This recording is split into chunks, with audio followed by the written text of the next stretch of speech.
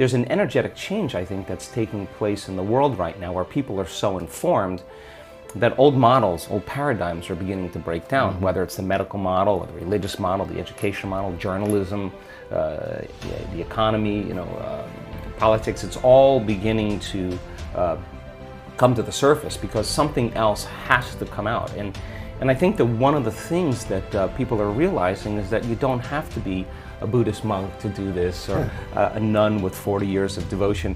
You just got to understand the formula. This is a time in history where it's not enough to know. This is a time in history to know how. I think we're in an age of information, and in an age of information, ignorance is a choice. I can tell you without a doubt that if you're analyzing your life right now within some disturbing emotion, that 100% of the time you're going to make your brain worse. We've done thousands and thousands and thousands of brain scans, and we now know that there's a formula to create greater brain coherence, greater brain efficiency, to make your brain work better. And when your brain works better, you work better. The heart is about 100 times stronger electrically and up to 5,000 times stronger, 5,000 times stronger magnetically than the brain. And the reason this is important is because the physical world as we know it is made of those two fields of energy, electrical and magnetic fields of energy, electromagnetic fields.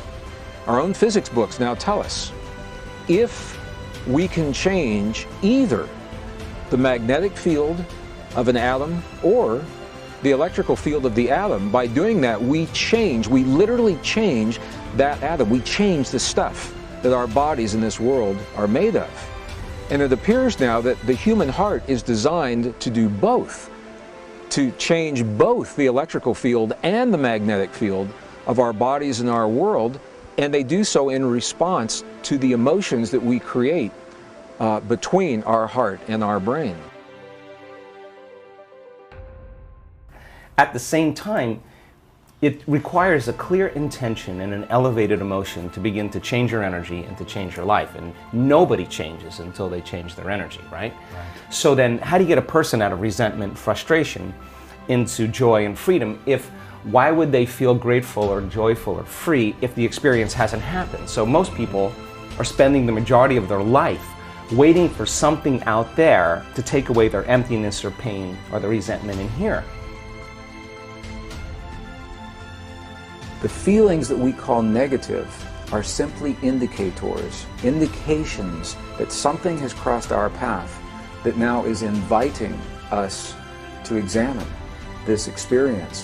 Why do I feel this way? What is it saying to me? And they become a problem only when we ignore them, when they go unresolved. Unreconciled feeling is the term that we use. When the feelings are unresolved and we bury or mask our hurt or our frustration or our anger or our jealousy or our rage, and we do that month after month, year after year, and that feeling is buried inside of us looking for an expression, that's where we begin to have the problems. Thoughts are the language of the brain, and feelings are the language of the body, and how you think and how you feel creates a state of being. What we're now beginning to understand is that when we create the feelings of what we choose to experience in our lives, everything from conscious choices of the perfect relationship or abundance in our lives, or the healing in our bodies, or the healing in the bodies of our loved ones, that those feelings are creating the patterns of magnetic and electrical field in our hearts that are literally rearranging the stuff of this quantum soup, this quantum essence, allowing the pattern of what we have claimed in our hearts to become manifest in the world around us. Instead of living by cause and effect, now we're beginning to cause and effect. So the moment you start feeling whole and grateful, we now know your healing will begin at that moment. Yes. The moment you start feeling worthy and abundant, your wealth is coming. You're generating a certain amount of energy, a certain amount of wealth. Now think about this.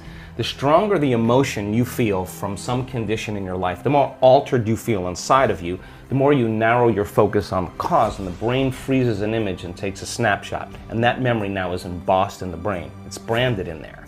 So then people think neurologically within the circuits of those past experiences, and they feel chemically within the boundaries of those emotions. And the stronger the betrayal, the stronger the trauma, the more the body's living in the past, right? So how do you reverse that? So now, if you truly got passionate about a future, we've all done this. You get a wild idea in your mind and you start holding on to that vision and you're preoccupied with it. All of a sudden, the thought in your mind becomes the experience and you start feeling the energy of the future. Yeah. Now, the stronger the emotion you feel from that vision, the more you're going to pay attention to the picture in your mind, and now you're remembering your future. A very simple way of looking at this, and we've all heard this before, is that we must become in our lives the very things that we choose to experience in our world. Now the science is giving us a very good reason to understand why that is.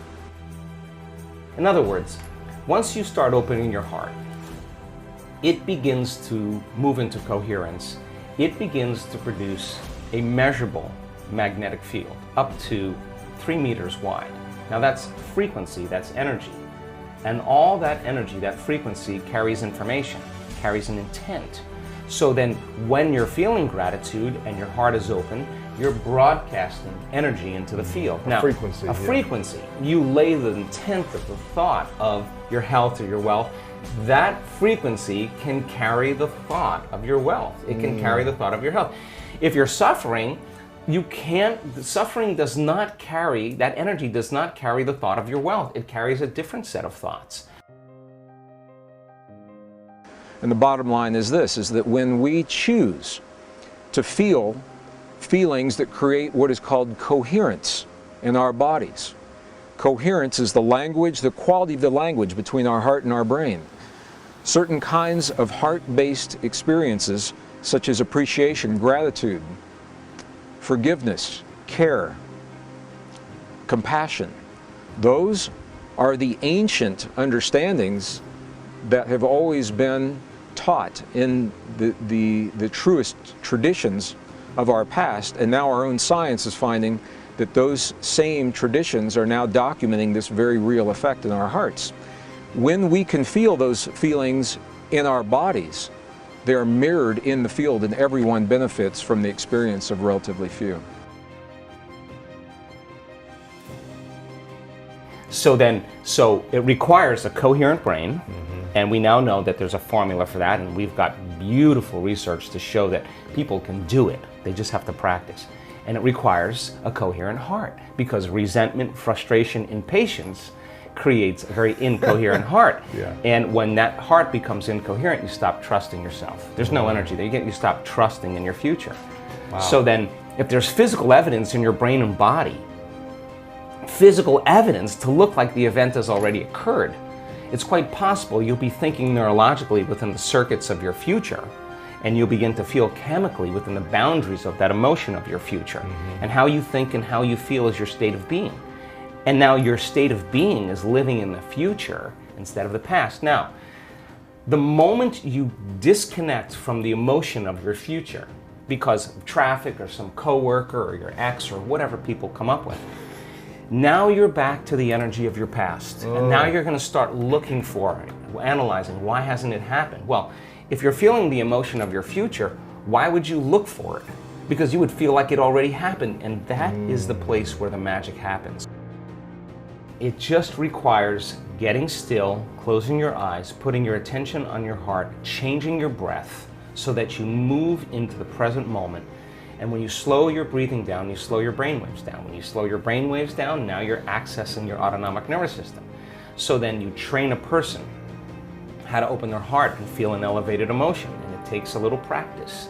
And just like a flower that takes time to bloom, it takes a little bit of time. But if you work in trading the resentment, the frustration, or the impatience for gratitude, appreciation, and thankfulness, and you keep at it, there'll come a moment where that system switches on, and now you're feeling grateful for no reason at all. Now, that's not a bad thing, because gratitude, the emotional signature of gratitude, means something's happening to you, something has happened to you, you're receiving something, or you just received something. So your body then, when you're feeling gratitude, is in the perfect state of receiving.